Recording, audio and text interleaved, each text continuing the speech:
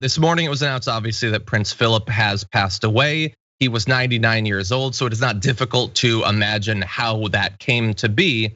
But that's also not as dramatic as some people might want it to be, and they might come up with some more exciting idea of why it is that he passed or how he passed. So let's go now to Fox and Friends, who is going to try to milk this death for all it's worth. They also, married 73 years, was pretty amazing. And also, if you factor in this, there are reports that he was enraged after the interview and the fallout from the interview with Oprah Winfrey.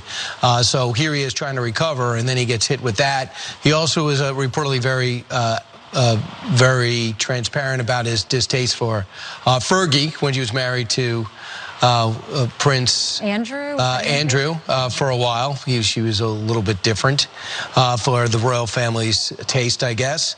So at 99 years old, he passed away. What the hell is wrong with you? What? Brett, what the F?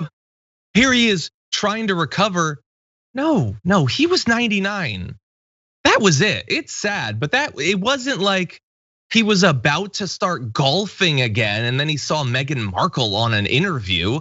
I don't think he was processing the news. He was 99 years old. So it's not only really stupid, but man, you can't go a day without getting a few more hits into Meghan Markle. It's not enough that Meghan Markle killed the illusion of royalty or that she ended Piers Morgan's career, even though he totally did that himself. She also killed Prince Philip. That's fun. That's fun, Brett.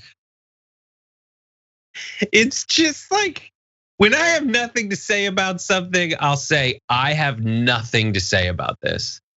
When Kilmeade has nothing to say, he's like, what lazy thing can I connect this to that we've been talking about recently?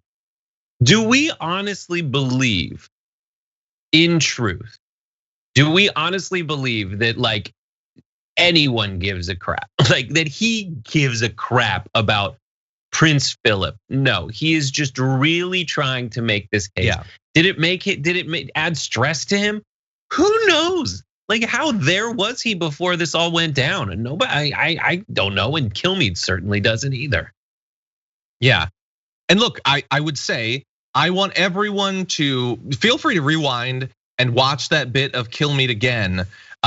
When you criticized earlier when we were trying to figure out what to say about this story, because it can be worse than theories about Disney princesses, can't it?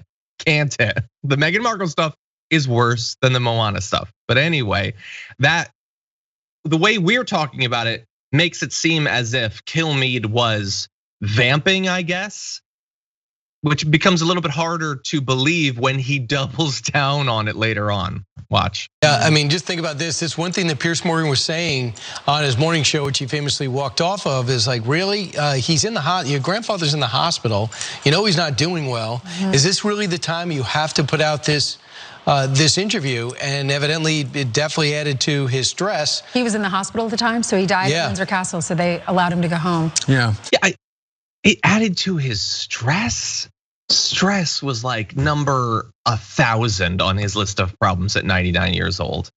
That's not the thing. And the idea that she was wrong to do this interview so long as Philip was alive, because Philip was old and might die, and thus you can't do the interview.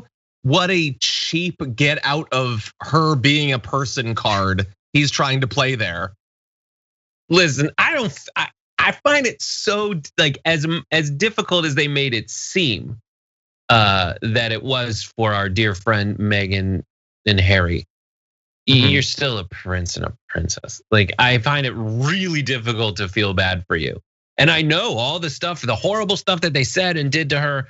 I'm just saying, on the balance of me giving a rip, yeah, there's a lot on both sides of that scale. There's a lot on both sides of that scale. And so it tilts me being that does sound harder than it would be.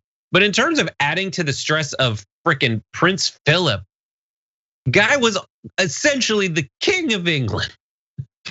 That's what stress feels like. Oh, I shall die now. Is that what it is? For the first time? If it killed Piers Morgan, yes. If Piers Morgan died from the stress of it, I'd be oh yeah. I mean, a lot of that was him bringing it to the table, but when he famously walked off the set. I could do that. I could do that right now. I could walk off. Why is it famous? Because you guys are pretending that he had to rather than chose to because of some job he'd already lined up. I don't know. Anyway, look, yeah, it's so lazy. It's so lazy to modify something I saw on YouTube. Prince Philip, it wasn't stress. He had 99 problems and they were each a year. That's the problem. Then when you combine all of those years, I'm not gonna make it to 50, man. 99 is a long time.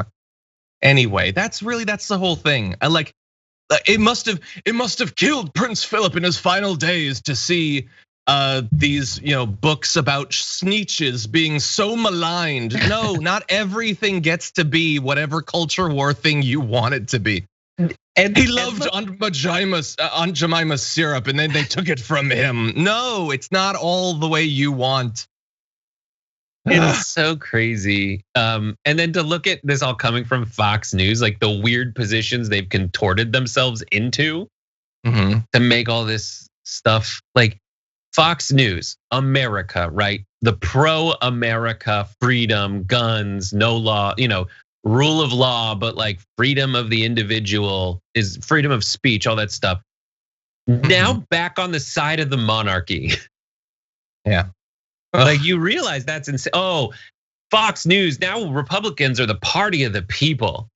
And now we're gonna take the side of not an American. We're gonna take a side of the King of England, basically.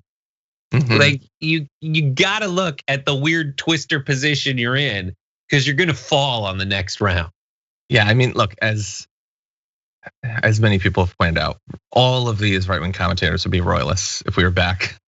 Wait, and back in those days, like just every one of them. Come on, stop pretending.